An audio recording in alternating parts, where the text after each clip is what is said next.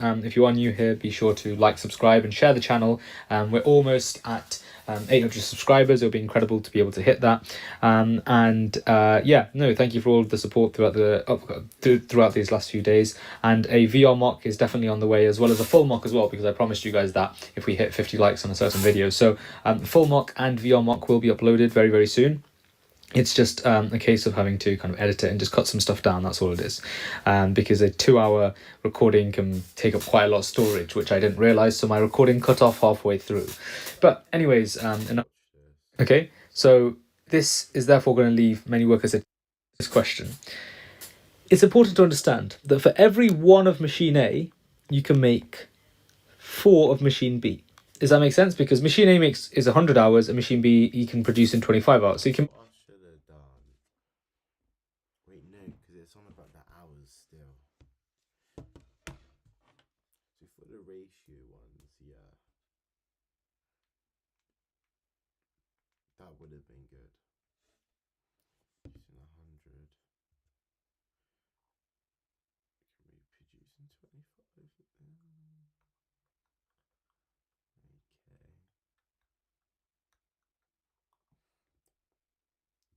Okay. So 1,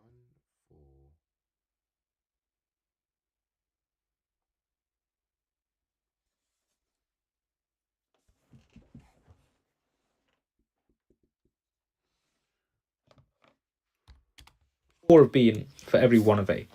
So the reason why I'm saying that is if you can make 600 of A and 0 of B, and if you decide to go the other way, so what I mean by that is if you put all your efforts into only making machine B and making 0 of machine A, so you basically cut down 600 lots of machine A, that means that you can get an additional 2,400 of machine B. Because remember, it's a 1-to-4 ratio. Every one of machine A you can make 4 of machine B. Okay, so if you cut down from 600 machine A to just 0, so therefore you lose 600 machine A, you can gain 2,400 machine B. Does the idea make sense? And the reason why that's important is therefore this statement is immediately wrong because the max you can make is 2,400 if you make only machine Bs. Okay. The second one says the target of reducing 200 and 1,800 cannot be achieved. Well, look at our table. Our table tells us that when we're running at max capacity, you can make 150 and 1,800. So therefore, yes, there's no way you're going to be able to make 200 and 1,800. Let me look. Good. So the table shows the. Let's just see how I would do it. Shoot, I just lost the magnet. Okay, an event was offered by 50 guests. Most of them suffered gastro.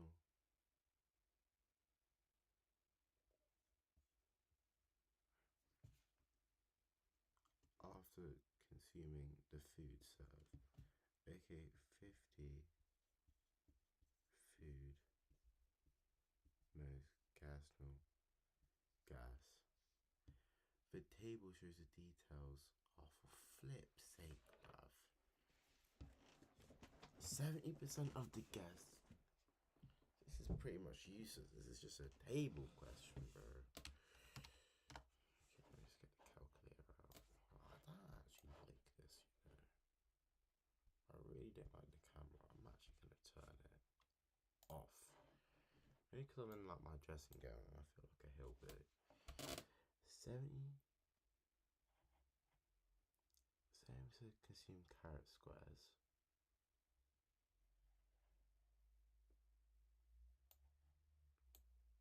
Okay, so you've got 31 over 50.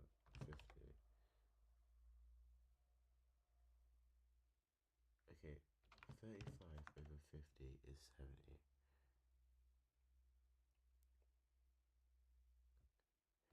31 over 35. And, okay, so we got yes, we got true. Is there like a whiteboard thing I can make?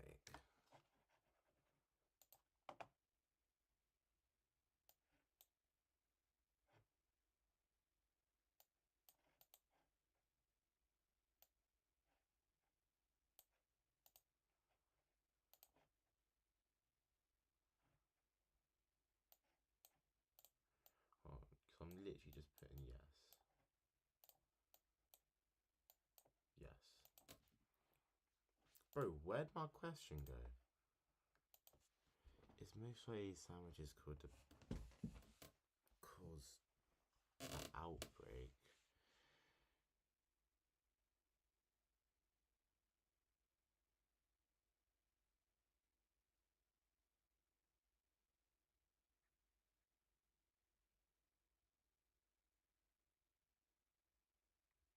No, I just gotta go no.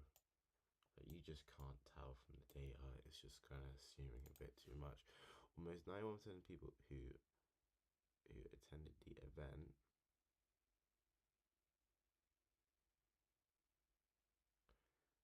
number of people.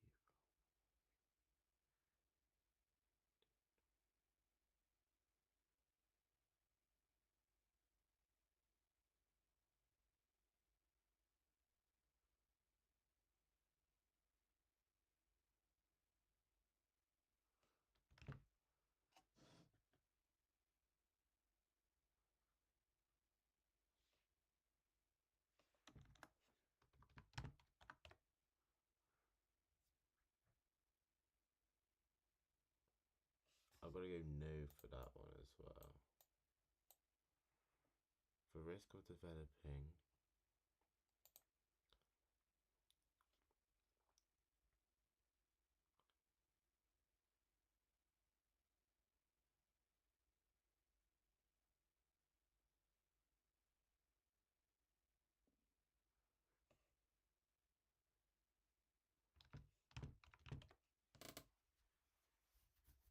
it's the same for sandwiches. Oh no, 'cause you got onion soup, which is 100%. Now, among the guests who suffered from gastroenteritis, curried rice was consumed more than others.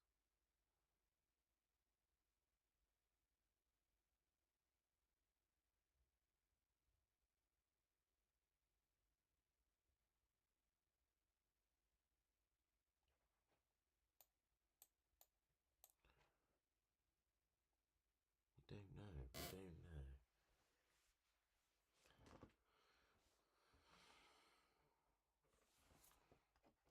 The guest taken ill at the event. Okay, so it's important to understand. Once again, so if you guys would like to have a go at this question, and then we can kind of take it from here.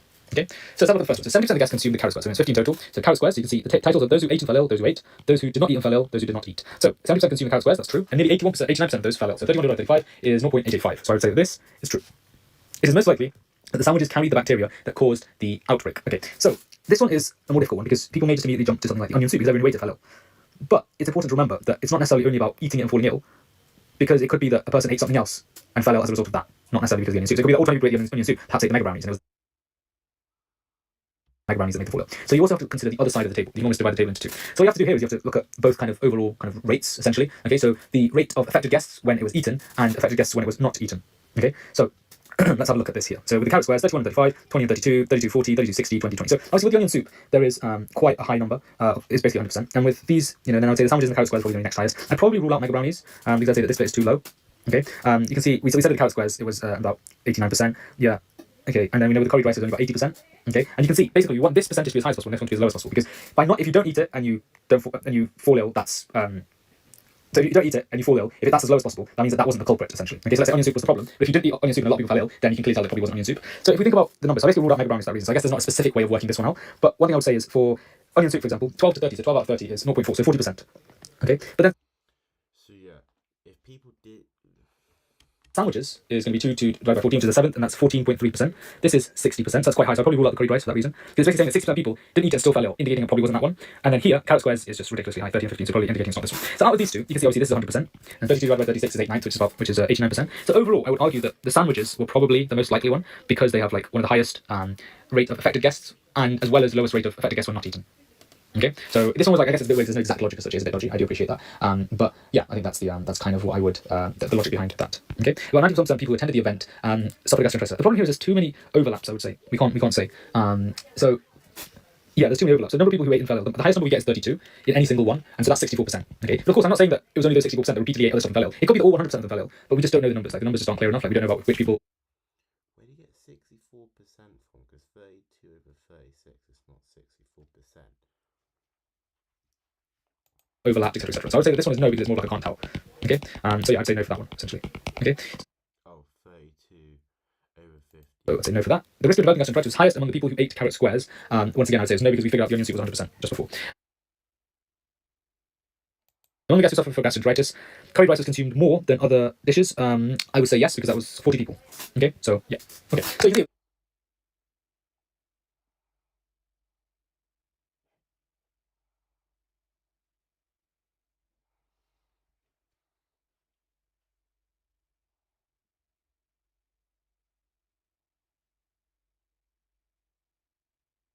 like question 2 is basically like the big hitter as such. And I guess one thing you could have done is probably could have skipped that one and come back to it, because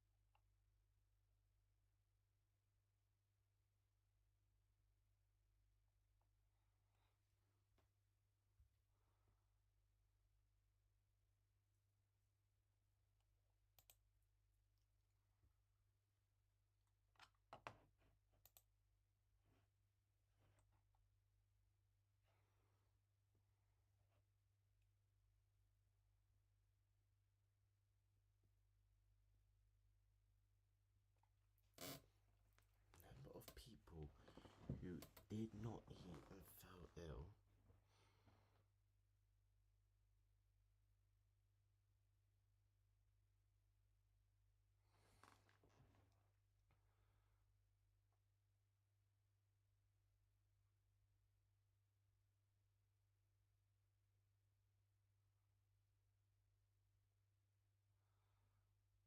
It'd be sandwiches, no?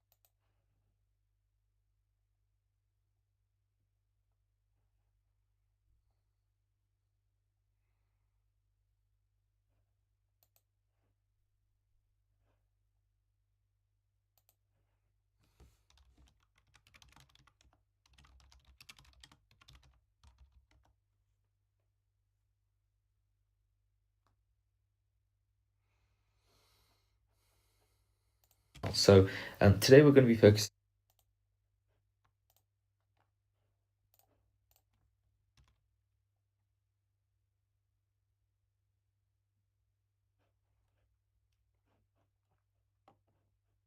really important that you it's appropriate. Okay, I'll get onto what that means in terms of which keywords to look out for. Obviously, you want to try and avoid words that have that can easily be changed or interchanged. So something like happy, or like simple common adjectives can easily be switched around in passages. Whereas things like proper nouns or harder words that don't really have similar definitions, that don't really have synonyms, those are kind of better to look for as keywords. Okay, it's also important to remember some of the definitions, especially some of the questions.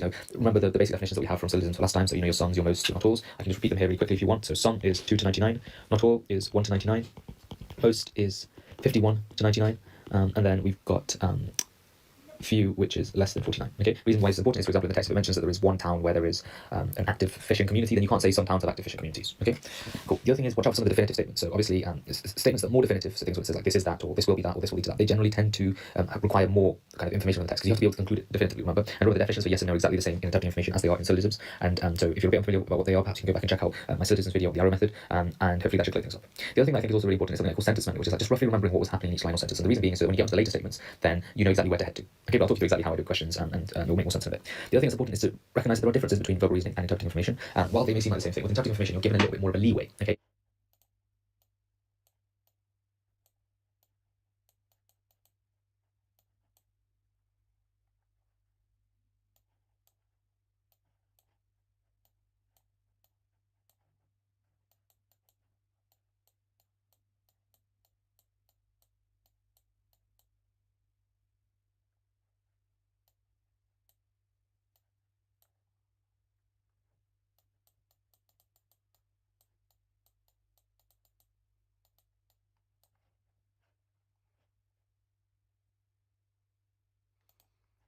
in order to infer things. Okay, they have to be appropriate inferences, and once again, it'll make more sense in the walkthrough. But there definitely is more of a leeway present than you might see in some other kind of in VR text. Okay, and on that point, there's just one thing that I want to illustrate, which is Medify normally do a wonderful job, right? So all the other questions are great, but I think with VR, with interpretive information, this is one of the places where they're perhaps lacking a little bit, because I feel they don't really make room for as many inferences as you might see on the official UCAT question bank. Which is why I recommend every single student of mine, any student at all, if when you're practicing the UCAT, it's really, really imperative that you do at least all of the questions on the official UCAT question bank. Okay, the reason being because those are the ones that are going to be most accurate and most representative. Okay, and for that reason, it's really, really important that you kind of get the proper feel of what they're like, because unfortunately it's weird because the interpretive information ones on the official question back I feel like have slightly more inferences, whereas the ones on Medify perhaps a little bit more akin to syllogisms, kind of not completely, but what I mean by akin to syllogisms is in terms of how much inference you have to make. Okay, it'll make more sense as we come on to this next question. So with these questions, what I would Hold on. I'm getting a new pen because I forgot to put the lid on the pen and it's dried out.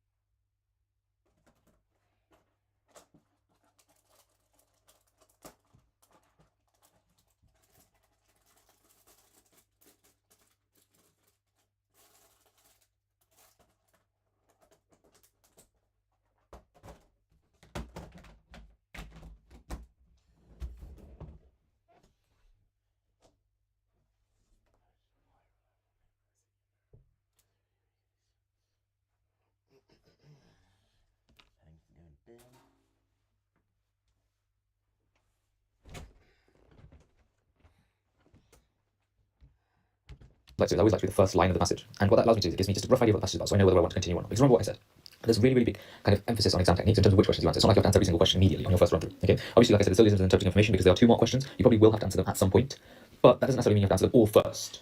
Okay. And so normally I like to do some of the easy ones. Sometimes there's more challenging ones, you know, there may be ones that are just a lot too complicated, or the subject matter is a little bit out of my depth, or I know nothing about it. So here I would say I would read the increasingly contrasting argument over the safety and need genetically modified crops shows no signs of receding. Okay, so now I've got my key idea. I know what it's roughly about, genetically modified crops. Now I go to the statements. So the first one says the debate on genetically modified crops has been reconciled. So I'm lucky with this one because it's actually in the first line. So it says the increasingly contrasting argument shows no signs of receding. So therefore this is going to be no. Does that make sense? However, this isn't necessarily always the case, and it's important to remember this. And if I hadn't got the answer, all I would do is I would continue reading from here, and I would continue reading until I found my relevant point. Okay, so I've got the answer to the first statement. Now I read my second statement. And remember, every single time as well, when I go past a sentence, what I'm trying to do is I'm trying to remember roughly what the statement was about. So the first one is about the debate on genetically modified crops. The second statement says the advantages of genetically modified crops clearly outweigh their risks. Okay, so I mentioned about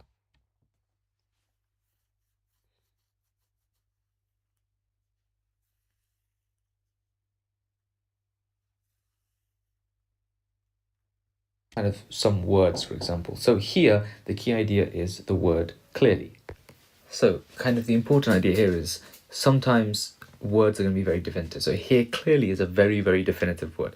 So that means we have to clearly be able to say that the advantages are better than the risks. Okay, so that there's no leeway here.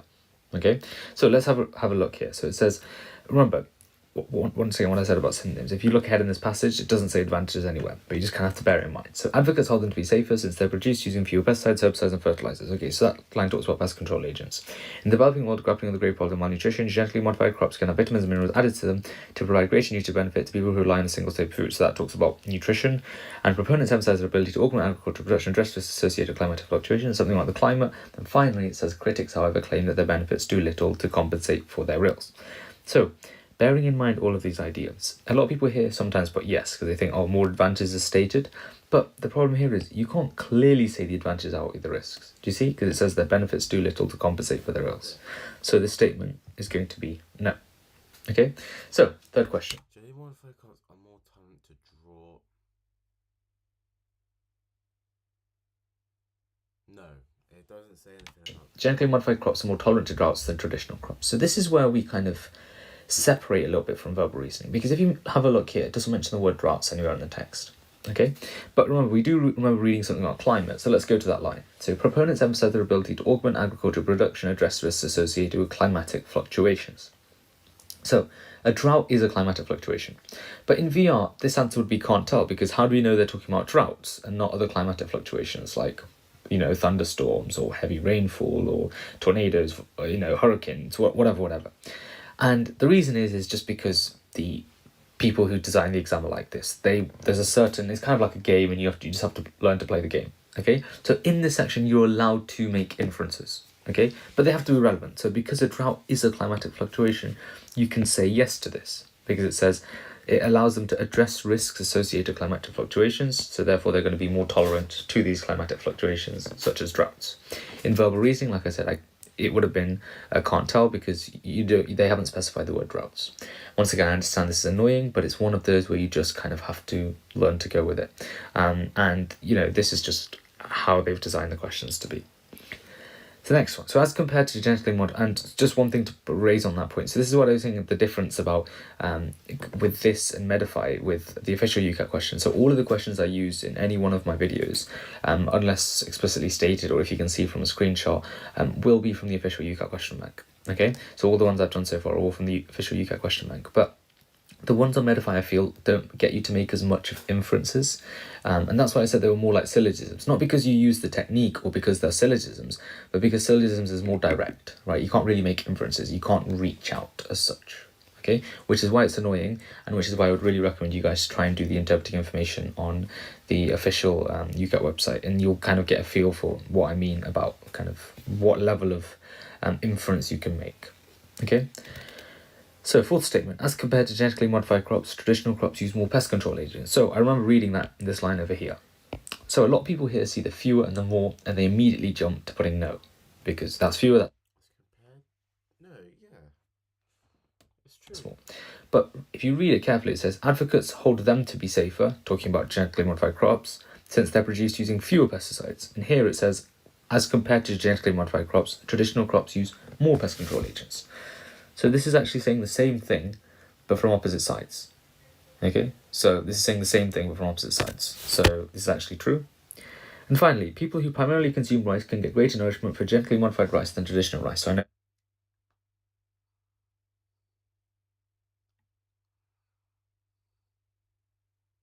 what you're probably thinking now, and perhaps you clocked onto the idea now. It doesn't say rice anywhere, but where do we remember reading about the nourishment idea? Well, this sentence. So in the developing world, grappling with the grave problem of malnutrition, genetically modified crops can have vitamins and minerals added to them to provide greater nutritive benefit to people who rely on a single staple food. You can probably see where I'm going with this. If someone primarily consumes rice, that is a single staple food. So therefore, you can once again make that inference. But the inference has to be relevant. So for example, if it said people who consume, avocado on toast, then that would be wrong because that's not a single staple food. Do you get what I mean? So it has to be a relevant enough inference. Okay, so just to kind of wrap things up, I guess, and summarize. So I always read the first sentence first, just to get an idea of the passage, and I go through the statements, and you just kind of keep reading until you get your answer, essentially, and then you stop, go to the next statement. Obviously, you'll probably finish reading the whole paragraph before you get through your statement, and I'll talk you through. Unlike a company, ongoing operations, which are aimed at managing ongoing process, a project is directed towards a particular outcome of it. Okay, I'd go yes. This does not mean that the project's duration is short.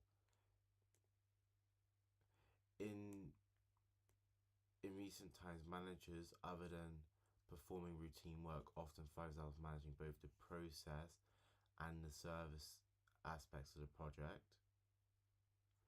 though a distinct set of skills is required for both roles. A manager donning two hats definitely needs to learn to multitask. Okay, no, for the second one, that's not really mentioned. Businesses process that extend indefinitely can only be part of ongoing operations.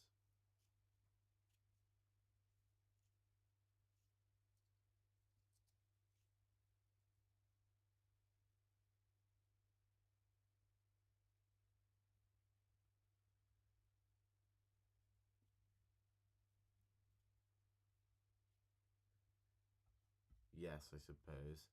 A manufacturing unit producing 200 mobile phones each day represents. No, because it's a clear end. it's a clear end. You have the goal of 200. Is that, and then you're done. A redesign of a mobile handset by Mobile Country is part of an ongoing. Yes, because you don't have a clear finish date, do you? It's until it's Okay. Great, so let's have a go at this. So, unlike a company's ongoing operations, which are aimed at managing ongoing repetitive processes, a project is directed towards a particular outcome with a beginning and a clear end.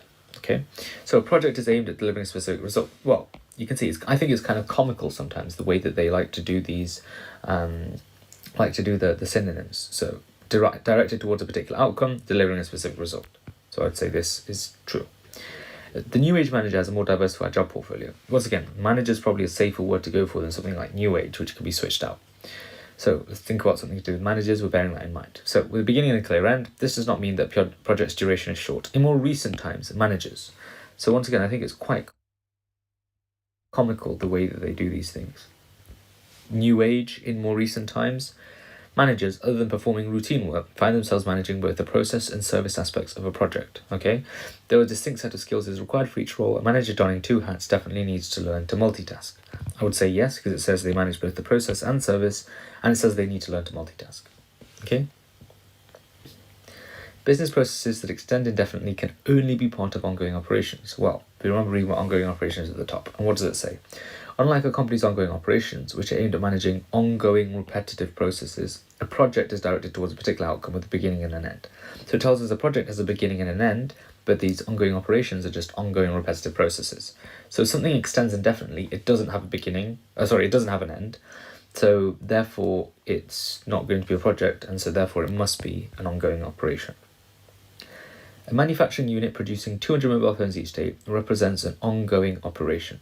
Okay, so this is one of those where they've given you the information, and you won't find this in a text, but they're getting you to apply our knowledge of ongoing operation. Well, what do we know about that? It's an ongoing repetitive process. 200 mobile phones a day sounds like an ongoing repetitive process to me, so I would agree with this one. And the last one, the redesign of a mobile handset by a mobile company is part of ongoing operations. Well, if you're redesigning something, the start is the old phone that you have, and the end is going to be the new phone. So I would say that this isn't an ongoing repetitive process, because you don't keep constantly redesigning it. You make one redesign, right? And then you call it there, and then that'll be the new phone, and then you'll redesign that later on as well. So I would say this is going to be a project, because this... No, that can't be right. No, because it says a clear end. A clear end. When you're redesigning a phone, you don't have a clear end, because you don't know when it's going to end.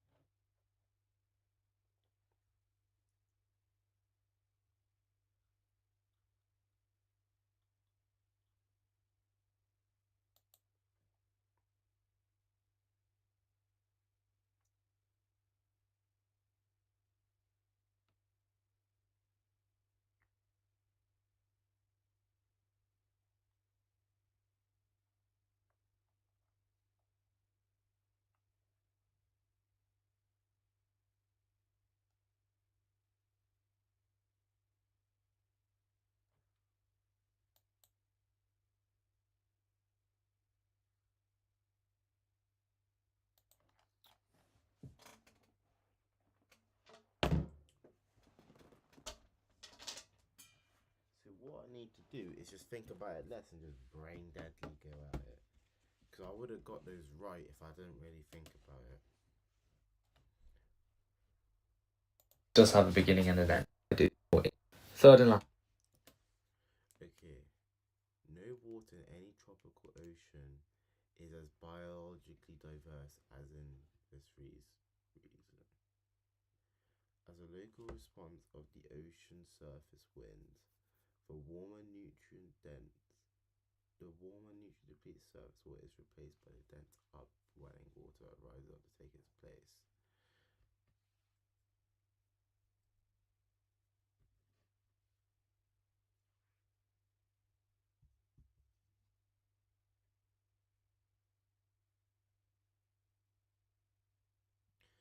speculation about the association of cooler waters with the enhanced growth of phytoplankton gained ground when the chemical analysis of water from the western coast of the region confirmed high concentration of desired gases along the nutrients like nitrogen. Phytoplankton uses the lighthouse and pigment chlorophyll. Okay, phytoplankton is a food source for some, that's not mentioned. Tropical western coast may not be a good region for fishing.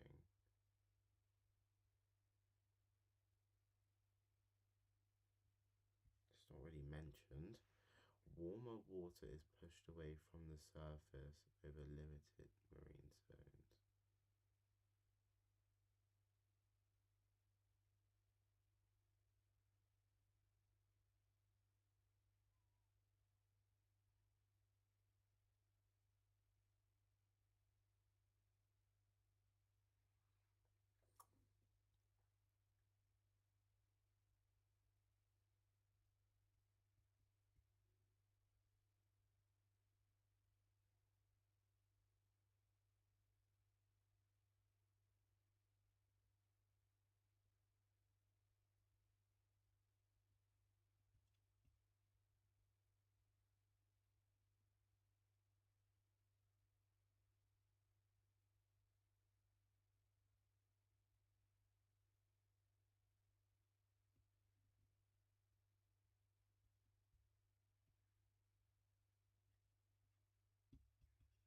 Question. Once again, if you guys would like to take a pause, see if you can do this one, and we will kind of go from there. Okay. So, no water in any tropical ocean is as biologically diverse as in this region. So, upwelling makes the ocean water more fertile. So, here, I don't really know what the word upwelling was the first time I read this passage, and in a way that's fine, because you can probably guess roughly what it means, okay, because it's talking about the water and stuff.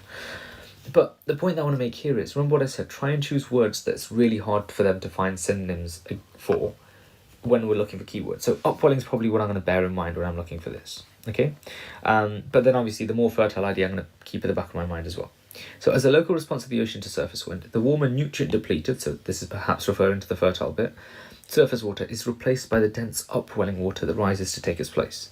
So if the upwelling water replaces the nutrient depleted water, it must make it more fertile, right? So I'm going to agree with this. Phytoplankton is a food source for some marine animal species. Once again, what did I say? Proper nouns, you can't really change them, right?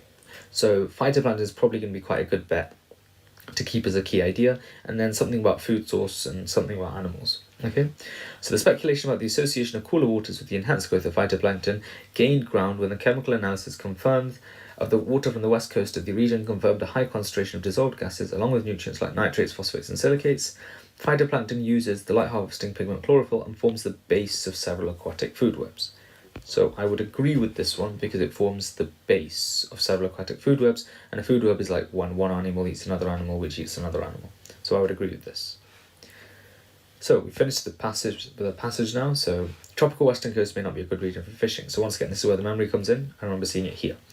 So let's read around that sentence. So normally, okay, so the speculation about the association of cooler waters with the enhanced growth of phytoplankton gained ground when the chemical analysis from the western coast confirmed a high concentration of dissolved gases along with nutrients. And also remember there's the enhanced growth from earlier. So it tells you that there is a high concentration of dissolved gases as well as nutrients and a lot of phytoplankton which are known to be, you know, the base of several aquatic food webs. So overall I would say no for this because it's probably likely to be a good region for fishing because you've got a lot of... Okay, I just put no because like fishing's not mentioned. Basically prey that other fish can eat, okay, as well as good nutrients and gases, etc., etc. Warm water is pushed away from the surface over limited marine zones. So this is a question that can sometimes trick people because they're a bit confused about this aspect.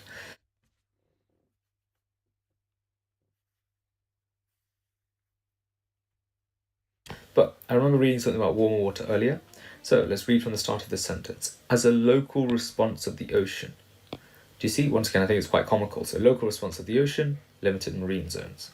As a local response of the ocean to the surface wind, the warmer nutrient-depleted surface water is replaced by the dense upwelling water. So warmer water is pushed away from the surface. I would agree because the warmer surface water is replaced. Okay, so I'd say this is true.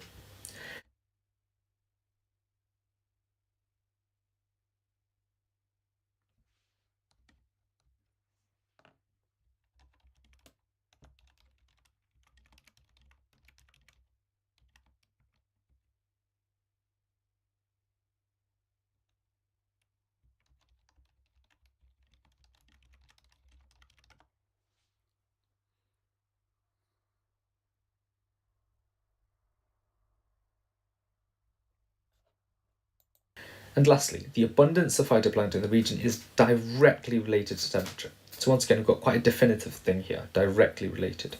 So the whole idea of something about phytoplankton and temperature was here. So the speculation about the association of cooler waters with the enhanced growth of phytoplankton. So this is a speculation currently. Okay, and it says gain ground in the chemical analysis confirmed high concentration dissolved gas along with nutrients like nitrates, phosphate, and silicates. So because it's a speculation, we can't say for sure. Okay, because it's simply speculation, it doesn't give us any more idea. If it said maybe related, then you could put true, because it could be true. It's true that it could be true, but because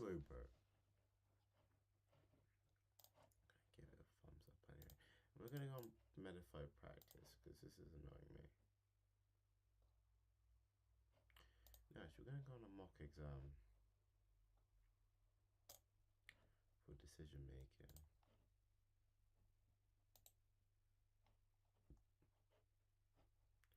Wait, was this my best one?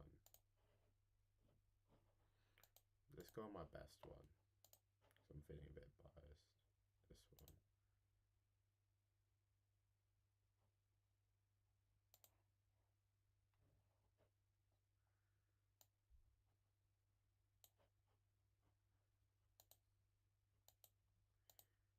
Problem solving, and then it's these one. No. Strongest argument's my best. It's these ones. You got 1,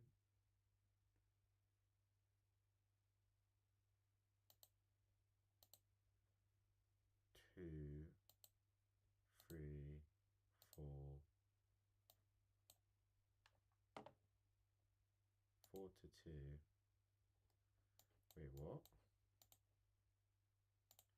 Is that all there is? 4 to 2?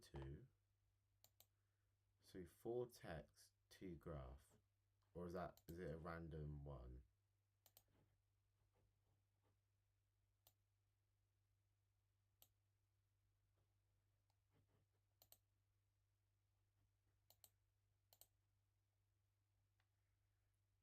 One, two, three, 3 to 1, 4 to 1.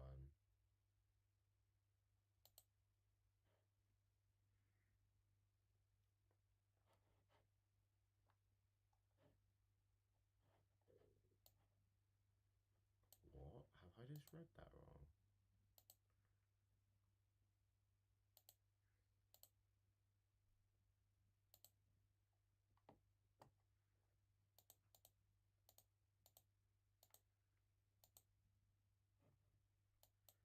One, two, three, 3 to 1, 4 to 1. I've got diagrams.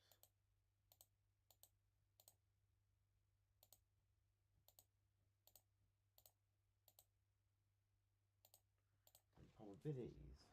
Which, to be fair, shout out to me, bro. I got all the probability ones right. Okay. Let's look at decision making here. Or 600.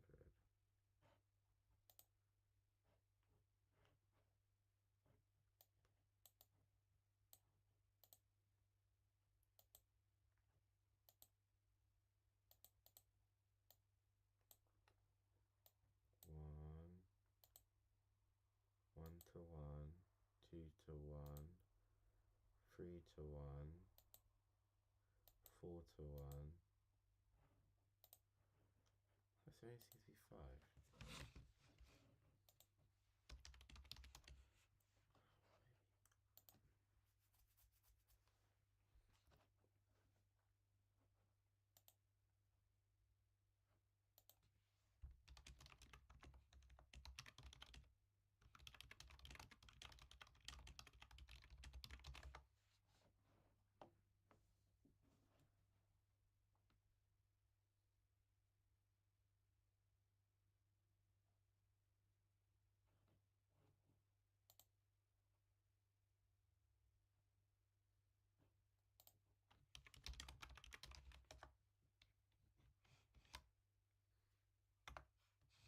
I just know he got it wrong.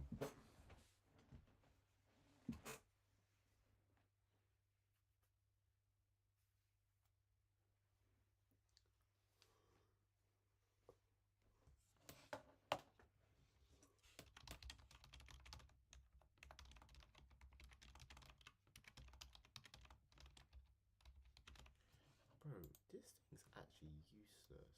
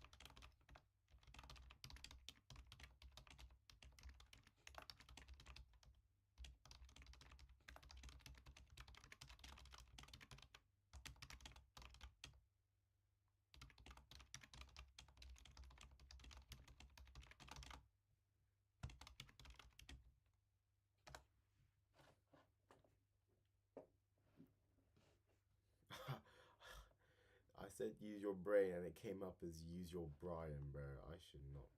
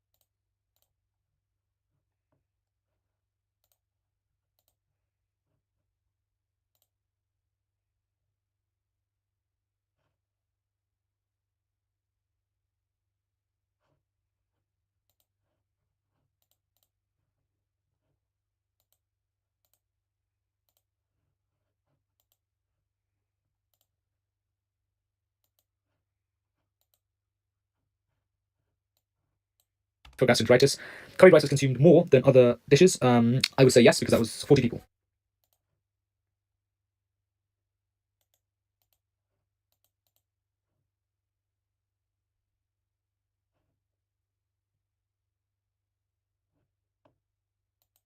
Defense. So I would say no.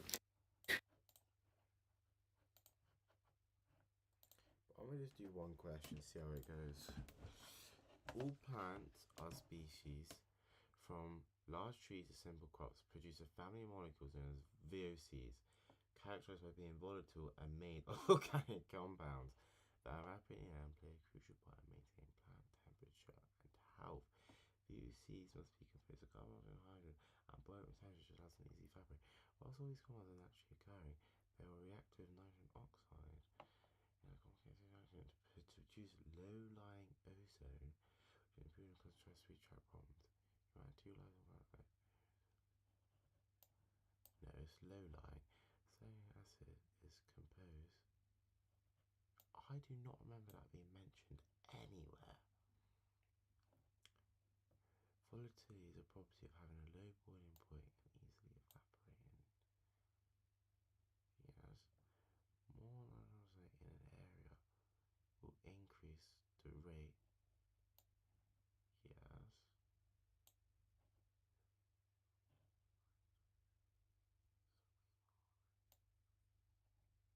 No. Oh shit, I'm pressing the wrong thing. What? I thought I banged that easy.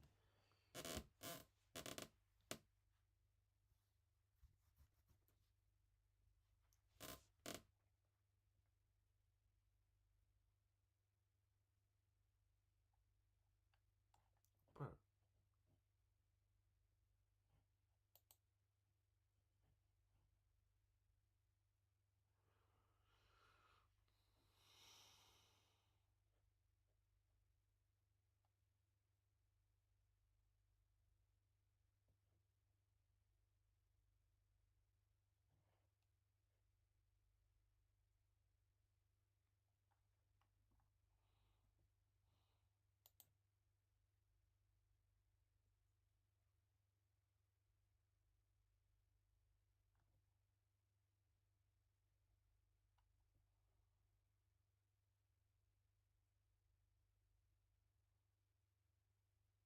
This guy was wrong then, because he was telling me that you have to do you have to create some funky business.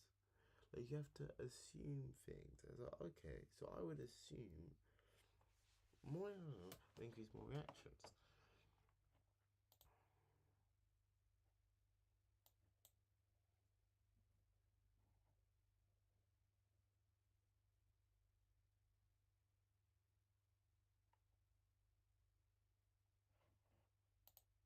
Okay. I suppose he's right then, because that last one was a bit of that. Okay. Lichens are a mutual relationship between algae and fungi. Each partner in the relationship contributes to something else. All algae are photosynthetic,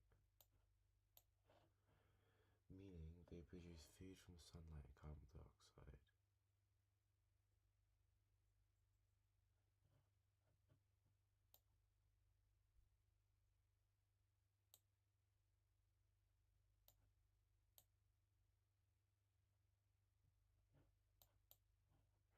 The fungus feeds on food produced by the algae, in return provide protection and suitable habitat. Lichens can expand to include host microbes that need more.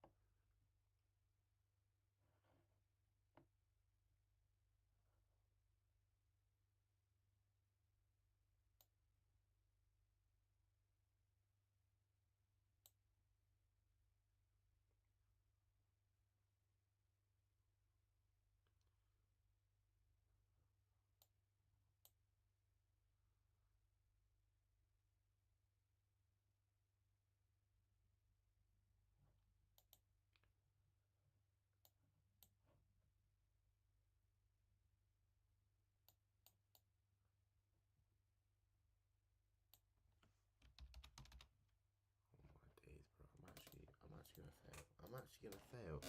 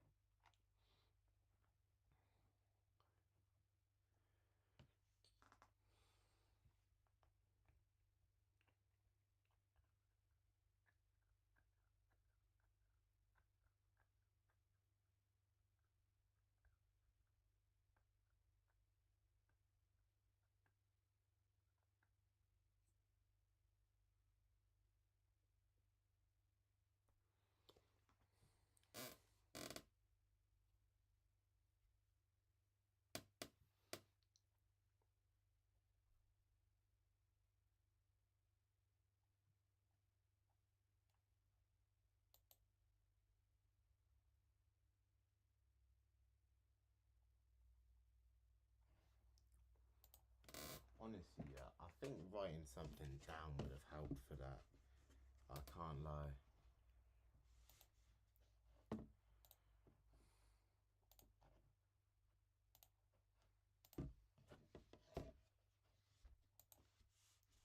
Asset management is a systematic process of developing, operating, disposing of assets in the most cost-effective manner. An asset manager refers to people or companies who manage investment on behalf of others. Asset managers are both in business and work. The international standard ISO for okay.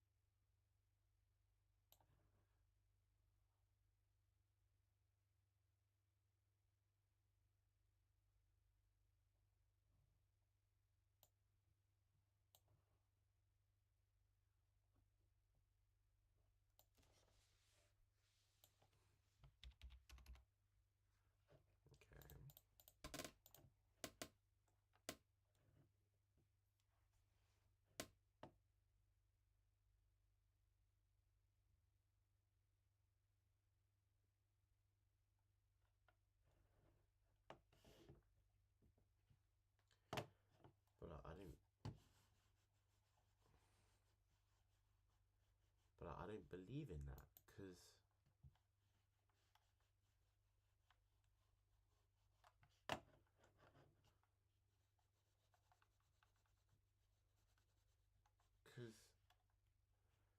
it says it's so many other things.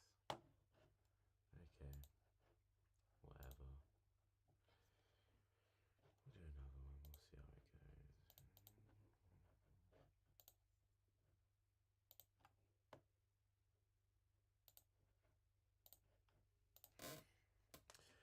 Cognitive drugs, also known as smart drugs, were only developed to help aid sleep conditions. Controversy, they are now available legally online. Risky process of medical advice. In absence. Often in absence of medical advice, so some might not only arrest physical health, but also brings before the ethical issues of artificially proven mind. While in theory, there might be arguments such as experience is less easy to justify. No, smart drugs are not ready to improve learning. Yeah, according to the past, students may not be able to justify these smart drugs.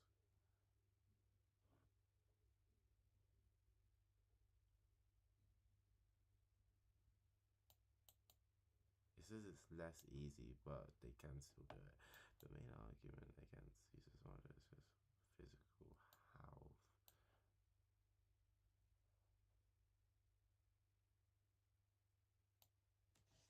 No, it doesn't mention it being the only one. Okay. Oh, may not be able to justify. Okay, yeah. You know what, that was actually, yeah, that was fair enough. It did say that in the passage.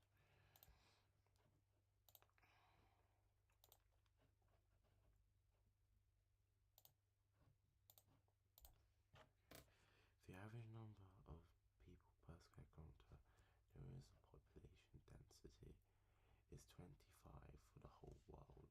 This number can massively vary between different countries in Monaco, unfortunately. If the other is a country are excluded, you get a more accurate picture. For example, Spain, just to say,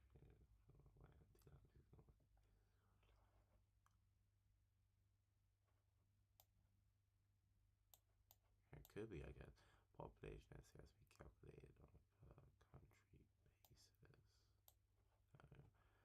More than half of Spain is uninhabited. Yeah, I'm pretty sure Monaco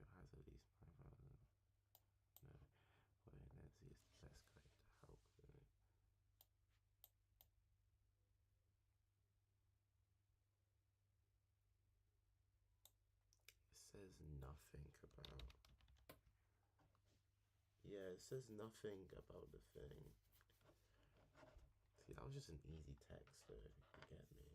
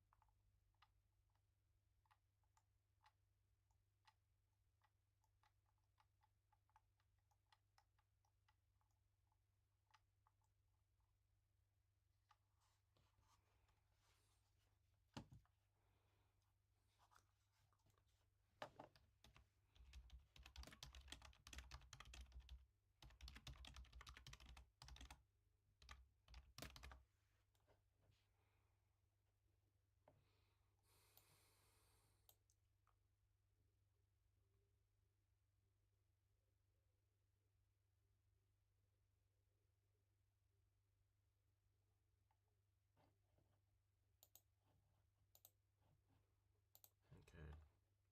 That seemed to go right, I guess.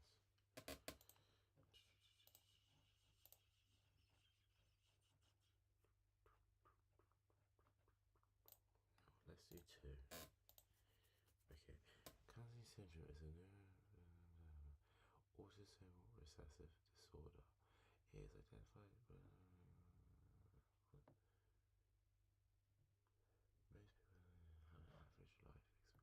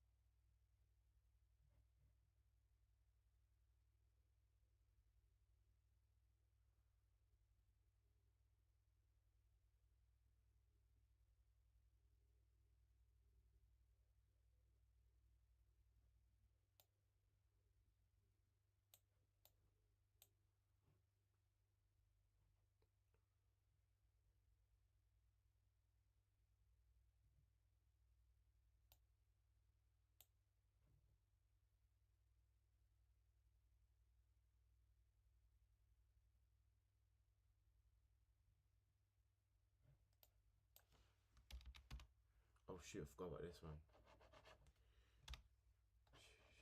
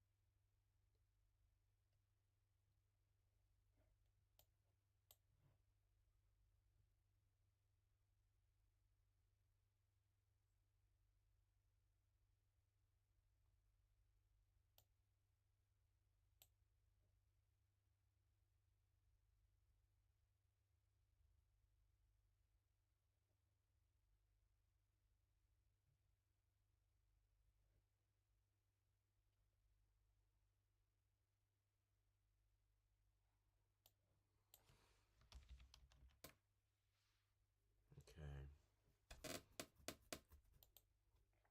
Okay.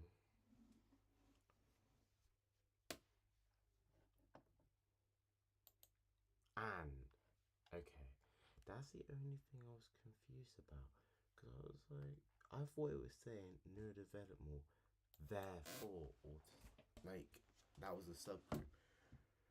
But for example, if you like dick, you're gay, right? If you like dick and you're a man, you're gay. So I thought it was asking, if you're gay, do you like dick?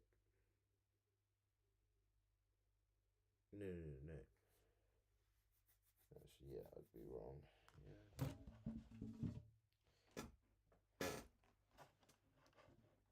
Just been a no.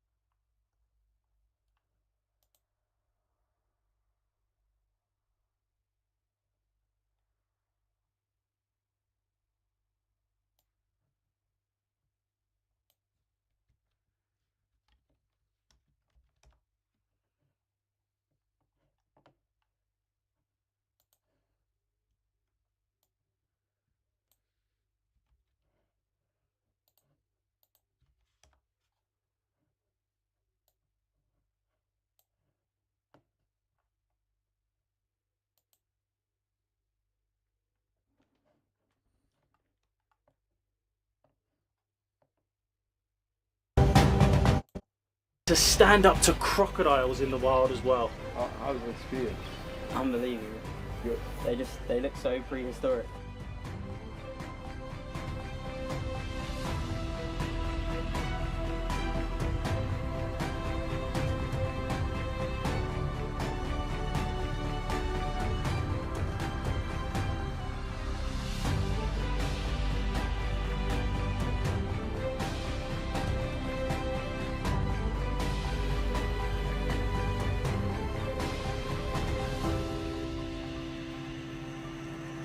We're in the wetlands in Uganda at the moment on the search for our favourite African bird, the shoebill stork. Now, even though they are classed as endangered, here in Uganda they are actually critically endangered, and that's because the wetland habitats in which they live are simply being destroyed. In the past 25 years, around 40% of Uganda's wetlands have been completely eradicated, which means that other species as well.